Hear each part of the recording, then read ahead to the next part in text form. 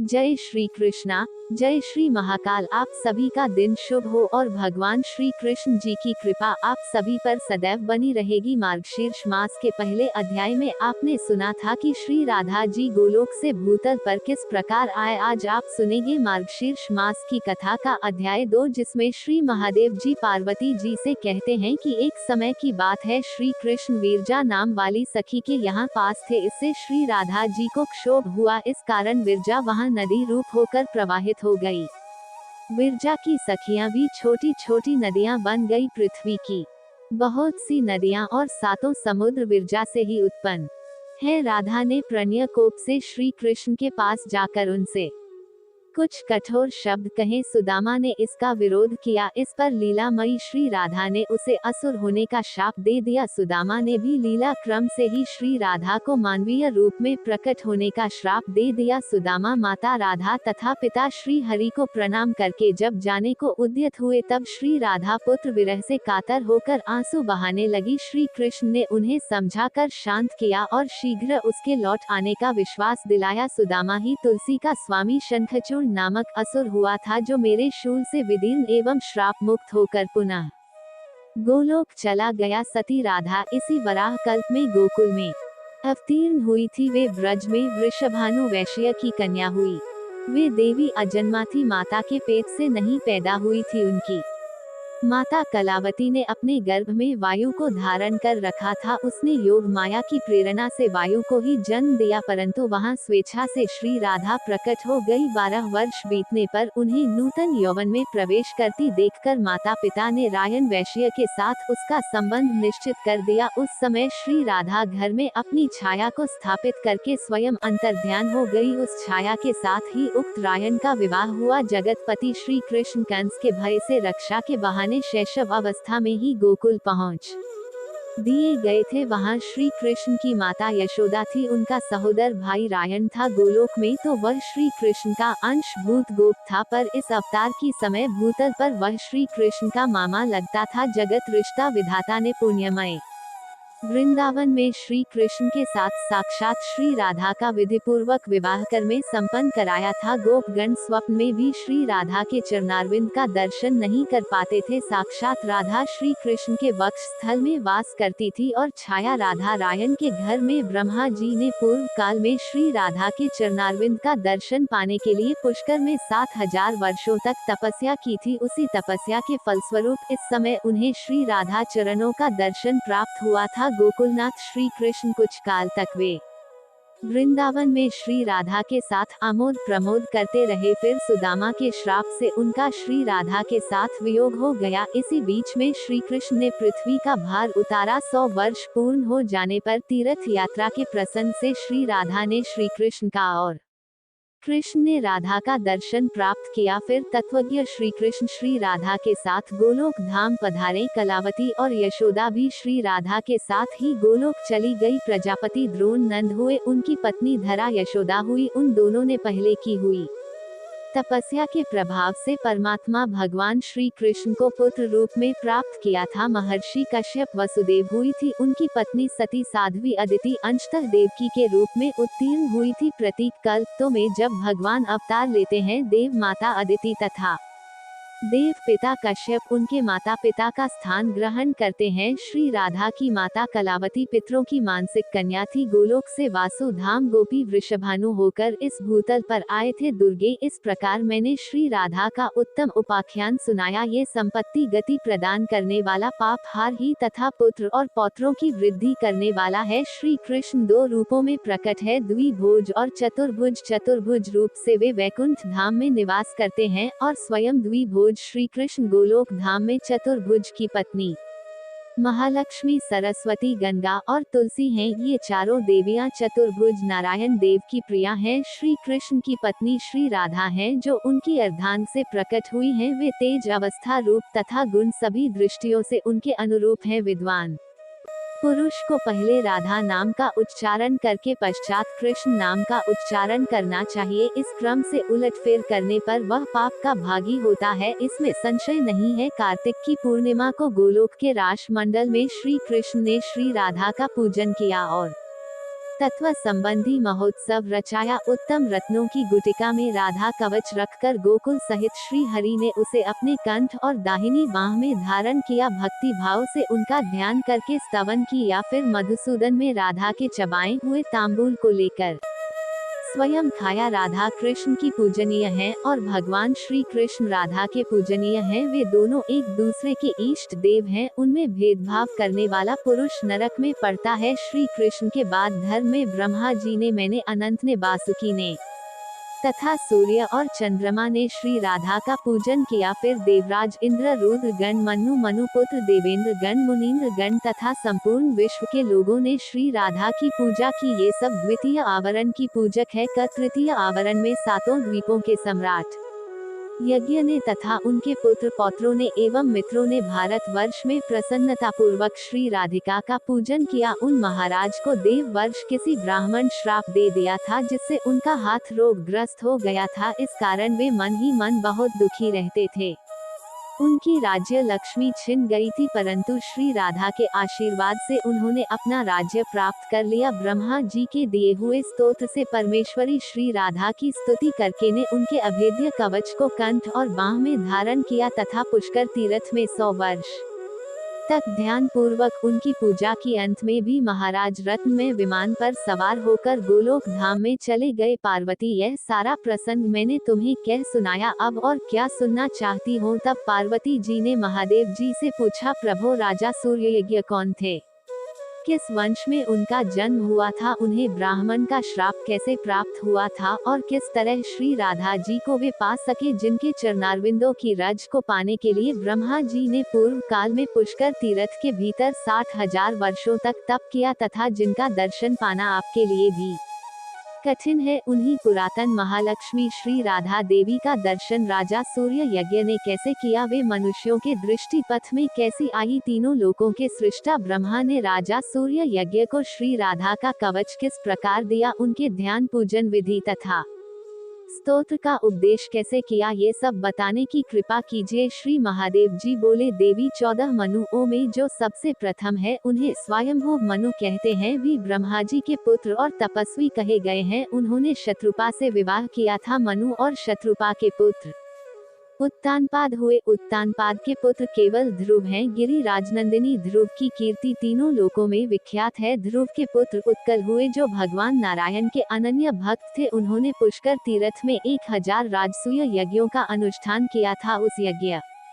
में सारे पात्र रत्नों के बने हुए थे। राजा ने बड़ी प्रसन्नता के साथ वे सब पात्र ब्राह्मण को दान कर दिए थे। यज्ञांत महोत्सव में राजा ने बहुमूल्य वस्त्रों की सहस्त्रों राशियां, जो तेज पुंज से उद्भासित होती थी, ब्राह्मणों को बांट दी। प्रिय उस सुंदर यज्ञ को देखकर ब्रह्मा जी ने देव सभा में राजा उत्कल का नाम सूर्य यज्ञ रख दिया। राजा सूर्य यज्ञ के अन्य रत्न और तथा सब प्रकार की संपत्तियों के दाता थे। वे प्रतिदिन प्रसन्नता पूर्वक उचित दक्षिणा के साथ ब्राह्मणों को 10-12 लाख गौ को दान में देते थे। उन गायों के सिंग रत्नों से मढ़े होते थे तथा दुग्ध पात्र आदि सामग्री भी रत्न में ही होती थी। वे प्रतिदिन 6 करोड़ ब्राह्मणों को भोजन कराया करते थे। उन्हें प्रतिदिन भोजन सामग्री देकर तृप्त करते थे। नित्य प्रति 1 लाख रसोइयों को भोजन दिया करते थे। रोटी, चावल, अन्य दाल आदि व्यंजन दही के साथ परोसे जाते थे। उस भोजन सामग्री में मांस का सर्वथा अभाव होता था। ब्राह्मण लोग भोजन के समय मनुवंशी राजा सूर्य यज्ञ की ही नहीं, उनके पितरों के भी स्तुति करते थे। सुंदरी यज्ञ के दिनों में तथा उसकी समाप्ति के दिन कुल मिलाकर 36 लाख करोड़ ब्राह्मणों ने अत्यंत तृप्ति पूर्वक 100 अन्य भोजन किया था। उन्होंने दक्षिणा में इतनी रत्न ग्रहण किए थे कि उन सबको अपने घर तक ले जाना उनके लिए असंभव हो गया था। कुछ तो उन्होंने शूद्रों को बांट दिया और कुछ रास्ते में छोड़ दिया। ब्राह्मण भोजन के अंत में राजा ने ब्राह्मण मित्रों को भी भोजन दिया। फिर वहां अन्य की सहस्त्रों राशियां शेष रह गई। इस प्रकार यज्ञ करके महाबाहो राजा सूर्य यज्ञ अपनी राज्यसभा में रमणीय रत्न सिंहासन पर बैठे हुए थे। वह सिंहासन रत्नों से निर्मित अनेक क्षत्रों से सुशोभित था। उसे अच्छी तरह सजाया गया था। उस पर चंदन आदि सुगंधित वस्तुओं का लेप हुआ था। वहाँ वसु वासव चंद्रमा इंद्र आदित्य गण मुनिवर नारद तथा बड़े बड़े देवता विराजमान थे। इसी समय वहाँ एक ब्राह्मण आया जो रोका और मलिन वस्त्र पहने था, उसके होंठ और तालू सूखे हुए थी। उसने मुस्कुराते हुए हाथ जोड़कर रत्न सिंहासन पर बैठे हुए पुष्पमाला और चंदन से चर्चित राजा को आशीर्वाद दिया। राजा ने भी ब्राह्मण को प्रणाम तो किया, किंतु वे अपने स्थान से उठी नहीं। उस सभा के सभासद भी ब्राह्मण की ओर देखकर खड़े नहीं हुए हैं, वे सभी थोड़ा थोड़ा हंसते रहे। तब वह श्रेष्ठ ब्राह्मण मुनियों और देवताओं को नमस्कार करके निरंकुश भाव से वहां खड़ा हो गया और क्रोध पूर्वक राजा को श्राप देता हुआ बोला, ओ पामाल, तू इस राज्य से दूर चला जा, श्रीहीन हो जा तथा शीघ्र ही गलित कोढ़ से युक्त बुद्धिहीन और उपद्रवों से ग्रस्त हो जाओ। ऐसा कहकर क्रोध से कांपता हुआ ब्राह्मण सभासदों को श्राप देने के लिए उद्यत हो गया। जो लोग वहां हंसे थे वे सब उठकर खड़े हो गए। उन सब ने अपने दोष का परिहार कर लिया, अतः उनकी ओर से ब्राह्मण का क्रोध जाता रहा। राजा उस ब्राह्मण को प्रणाम करके भय से कातर हो रोने लगा। वे व्यथित हृदय से सभा के बीच से बाहर निकले। तब गूढ़ रोकों वाले वे ब्राह्मण देवता भी ब्रह्मतेज से प्रकाशित होते हुए चल दिए। उनके पीछे पीछे भय से कातर हुए समस्त मुनि भी चले और बारंबार उच्च स्वर से पुकारने लगे, हे विप्र, ठहरो ठहरो। उन मुनियों के नाम इस प्रकार हैं: पुलह, पुलस्त्य, प्रचेता, भृगु, अंगिरा, मरीचि, कश्यप, वशिष्ठ, क्रतु, शुक्र, बृहस्पति, दुर्वासा, लोमश, गौतम, सनातन से नंदन, सनक, ऋषि, पाराशर ये तथा और भी पितर, अग्नि, हरि, प्रिय, दीपाल तथा समस्त देवता भी ब्राह्मण के पीछे पीछे चले। पार्वती उन नीति विशारद मुनियों ने ब्राह्मण को समझाया, एक स्थान पर ठहराया और क्रमशः उनसे नीति की बातें कहीं। पार्वती ने पूछा, ब्राह्मणों और ब्रह्मा जी के पुत्रों ने जो नीति के विद्वान थी उस समय उन ब्राह्मण देवता से नीति की कौन सी बात कही, यह मुझे बताने की कृपा करें। तब श्री महादेव जी बोले, सुमुखी, उस मुनि समुदाय ने स्तुति और विनय से ब्राह्मण को संतुष्ट करके कि क्रमशः इस प्रकार कहना आरंभ किया। सनत कुमार ने कहा, ब्राह्मण, तुम्हारे पीछे पीछे राजा की लक्ष्मी और कीर्ति भी चली आई है। सत्व, यश, सुशीलता, महान ऐश्वर्य, पितर, अग्नि और देवता भी राजा को श्रीहीन करके उनके घर से बाहर चले आए हैं। द्विज श्रेष्ठ, अब तुम संतुष्ट हो जाओ, क्योंकि ब्राह्मण शीघ्र ही संतुष्ट होने वाला कहा गया है। मुनि ब्राह्मणों का हृदय नवनीत के समान कोमल होता है, वह तपस्या में परिमार्जित होने के कारण अत्यंत निर्मल और शुद्ध होता है। अतः विप्रवर, अब क्षमा करो और राजभवन को पवित्र करो। जिसके घर से अतिथि निराश होकर लौट जाता है उसके देवता, पितर तथा अग्नि भी निराश होकर लौट जाते हैं, क्योंकि वहां अतिथि का सत्कार नहीं। इसलिए विप्रवर, क्षमा करो आओ और राजभवन को शुद्ध करो। पुलस्त जी, जो घर पर आए हुए अतिथियों को टेढ़ी आंखों से देखते हैं, उन्हें अतिथि अपना पाप देकर और उनके पुण्य लेकर चला जाते हैं। अतः तुम राजा के दोष को क्षमा कर दो और जहाँ आपकी प्रसन्नता है वहाँ आप चले जाइए। राजा अपने कर्म दोष से ही उठकर खड़े नहीं हुए थे, उनके उस दोष को तुम क्षमा कर दो। पुलह मुनि ने कहा, जो क्षत्रिय राज लक्ष्मी के मद से अथवा जो ब्राह्मण विद्या के मद से किसी ब्राह्मण का अपमान करता है वह क्षत्रिय श्रीहीन होता है तथा वह ब्राह्मण त्रिकाल संध्या से शून्य हो जाता है। वे दोनों ही एकादशी व्रत तथा भगवान विष्णु के नैवेद्य से वंचित हो जाते हैं। क्रतु बोले, ब्राह्मण, क्षत्रिय, वैश्य अथवा शूद्र कोई भी क्यों न हो, जो ब्राह्मण का अपमान करता है वह दीक्षा के पुण्य और अधिकार से भ्रष्ट हो जाता है। इतना ही नहीं, उसका धन नष्ट हो जाता है तथा वह पुत्र पत्नी से भी हीन हो जाता है। ये एक अटल सत्य है। अतः भगवान, शर्मा करो आओ और राजा के घर को पवित्र करो। अंगिरा ने कहा, जो ज्ञानवान ब्राह्मण होकर किसी ब्राह्मण का अपमान करता है वह भारत वर्ष में 7 जन्मों तक सवारी ढोने वाला बैल होता है। मरीचि बोले, जो पुण्य क्षेत्र भारत वर्ष में देवता, ब्राह्मण तथा गुरु का अपमान करता है वह भगवान विष्णु की भक्ति से वंचित हो जाता है। कश्यप ने कहा, जो वैष्णव ब्राह्मण को देखकर उसका अपमान करता है वह विष्णु मंत्र की दीक्षा से वंचित होकर विष्णु पूजा से भी विरत हो जाता है। प्रचेता बोले, जो अतिथि ब्राह्मण को आया देखकर उसके लिए अभ्युत्थान नहीं करता, उठकर खड़ा नहीं हो जाता, वह भारत भूमि में माता पिता की भक्ति से रहित होता है। उस मोर को 7 जन्मों तक हाथी की योनि में जन्म लेना पड़ता है। अतः द्विज श्रेष्ठ, शीघ्र चलो, राजा को आशीर्वाद दो।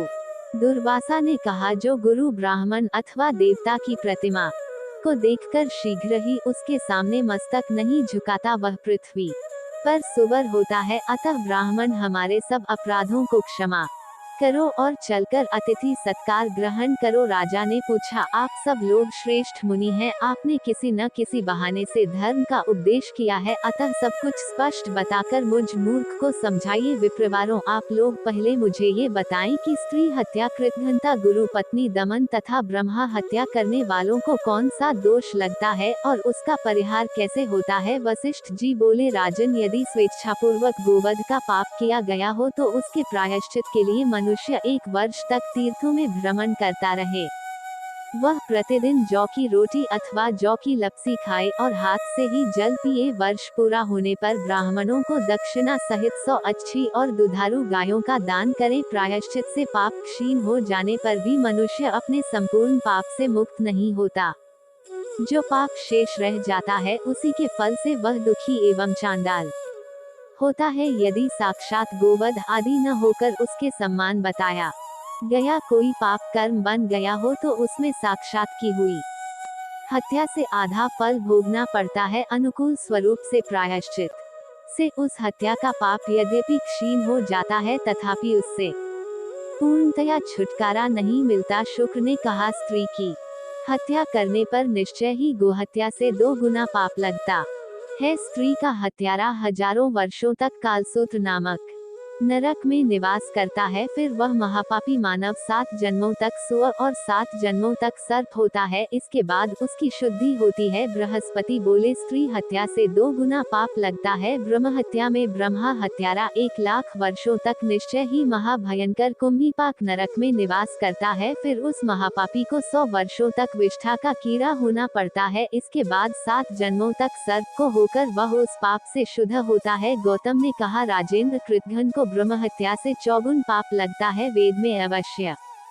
ही कृतघ्न की शुद्धि के लिए कोई प्रायश्चित नहीं कहा गया है। राजा ने पूछा, वेद वेदताओं में श्रेष्ठ में है से आप मुझे कृतघ्न का लक्षण बताइए। कृतघ्न की कितने भेद है और उनमें से किन्हें किस दोष की प्राप्ति होती है। ऋषि श्रृंग ने उत्तर दिया, सामवेद में 16 प्रकार के कृतघ्न के विषय में वर्णन किया गया है। वे सब के सब प्रत्येक दोष से प्रत्येक फल के भागी होते हैं। सत्कर्म, सत्य, पुण्य, सुधर्म, तप, प्रतिज्ञा, दान, गुरु कृत्य, देव कृत्य, नित्य कृत्य, विश्वास पर धर्म और पर प्रदान, इनमें स्थित हुए मनुष्यों का जो वध करता है वह पापेष्ट कृतघ्न कहा गया है। इनके लिए जो लोग हैं वे उस जन्म से विभिन्न योनियों में उत्पन्न होते हैं। राजेंद्र, भी पापी कृतघ्न जिन जिन नरकों में जाते हैं वे भी नरक निश्चय ही यमलोक में विद्यमान है। सूर्ययज्ञ ने पूछा, प्रभु, किस प्रकार के कृतघ्न कौन सा कर्म करके किन किन भयंकर नरक में जाते ही, कृपया इसे मैं एक एक करके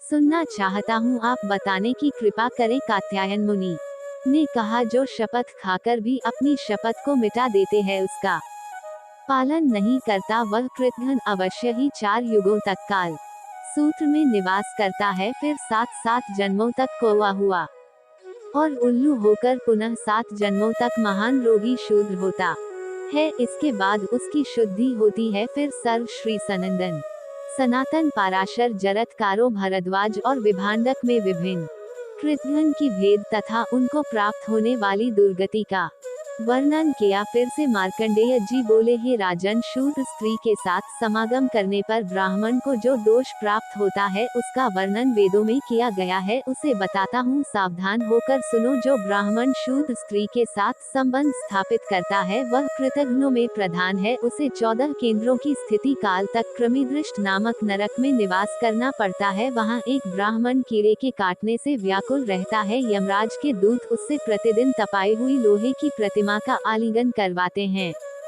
फिर निश्चय ही वह व्यभिचारिणी स्त्री की योनि का कीड़ा होता है। इस अवस्था में 1000 वर्षों तक रहने के बाद वह शूद्र होता है। फिर उसकी शुद्धि होती है। सूर्ययज्ञ बोले, हे विप्र, अन्य कृतघ्न के भी कर्मों का फल बताइए। ये ब्राह्मण का श्राप मेरे लिए शिलाज्ञ है, क्योंकि इसके कारण मुझे सत्संग का लाभ हुआ। भला विपत्ति में पड़े बिना किसी को संपत्ति प्राप्त होती है। मैं धन्य हो, कृतकृत्य हो, मेरा जीवन सफल हो गया, क्योंकि आज मेरे घर पर मुक्त मुनिगण और देवता पधारे हैं। जय श्री कृष्णा। आज का अध्ययन यही ही समाप्त होता है। अब आप सुनाएं।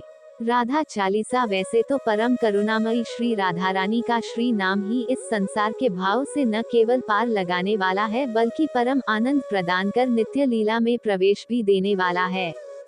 किंतु किशोरी जी के भक्तों का तो जीवन आधार ही उनका नाम, रूप, लीला और धाम का स्मरण करना, स्तुति करना। राधा रानी को राधा चालीसा का पाठ समर्पित है। इस पाठ को रोज करने से सुख सौभाग्य में वृद्धि होती है। देवी राधा की कृपा दृष्टि आप पर बनी रहती है एवं सिद्धि, बुद्धि, धन, बल और ज्ञान विवेक की प्राप्ति होती है। राधा देवी चालीसा के प्रभाव से इंसान धनी बनता है, वह तरक्की करता है और हर तरह के सुख का भागीदार बनता है, उसे कष्ट नहीं होता। राधा देवी की कृपा मात्र से ही इंसान सारी तकलीफों से दूर हो जाता है और वो तेजस्वी बनता है। दोहा। श्री राधे वृषभानुजा, भक्तनी प्राणाधार, वृंदाविपिन विहारिणी, प्राणावा बारंबार। जैसो तैसो रावरो, कृष्ण प्रिय सुखधाम, चरण शरण निज दीजिए, सुंदर सुखद ललाम।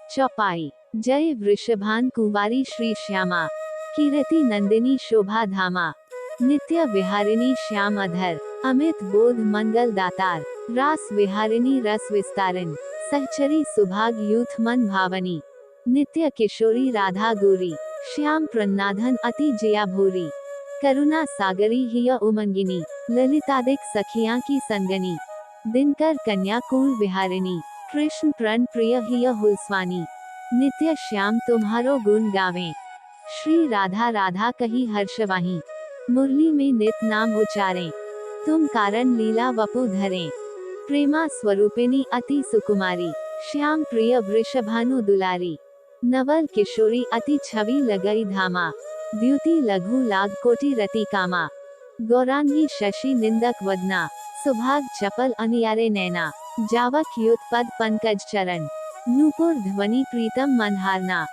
संतता सहचरी सेवा करही, महामोद मंगल मन भरही, रसिकन जीवन प्रण अधर, राधा नाम सकल सुख सारा, अगम अगोचर नित्य स्वरूप, ध्यान धर्त निशिदिन ब्रजभूपा, उपजेउ जासु अंश गुण खानी, कोटिन उमा राम ब्रह्मणी, नित्य धाम गोलोक बिहारिणी, जन रक्षक दुख दोष नासवानी, शिव अज मुनि संकादिक नारद, पार न पायम शेष अरु शरद, राधा शुभ गुण रूप उजारी, निरखी प्रसन्न होठ बनवारी, ब्रज जीवन धन राधा रानी, महिमा अमित न जय बखानी, प्रीतम संग दिए गल बाही, बिहारता नित वृंदावन माही, राधा कृष्ण कृष्ण कहे राधा, एक रूप दो प्रीति अगाधा, श्री राधा मोहन मनहरनी, जन सुख प्रदा प्रफुल्लित बदनी, कोटिक रूप धरे नंद नंदा, दरश करन हित गोकुल चंदा, रास केली कर तुम्हें रिझावें,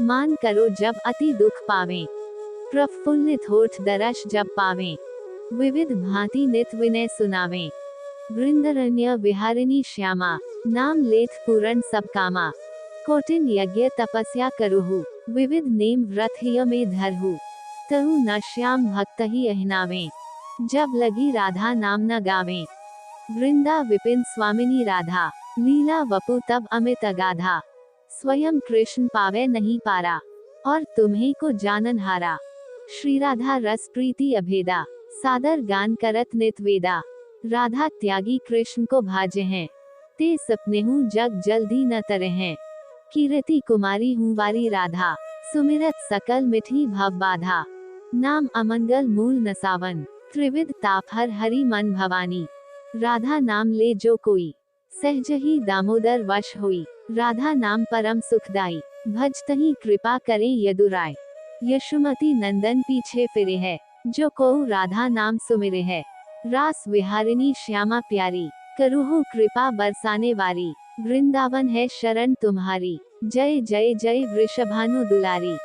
दोहा। श्री राधा सर्वेश्वरी, ऋषिकेश्वर घनश्याम, करहूँ निरंतर बास में, श्री वृंदावन धाम।